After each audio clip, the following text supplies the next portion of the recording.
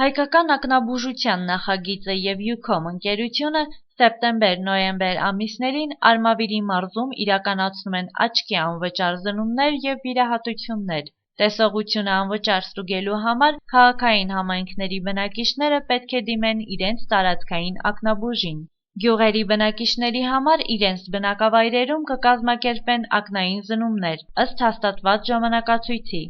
Աչքերի բուժման կամ վիրահատության անհրաժեշտության դեպքում հիվանդները կուղեգրվեն աչքի շարժական հիվանդանոց, որը կկայանի Արմավիրում և Վաղաշապատում։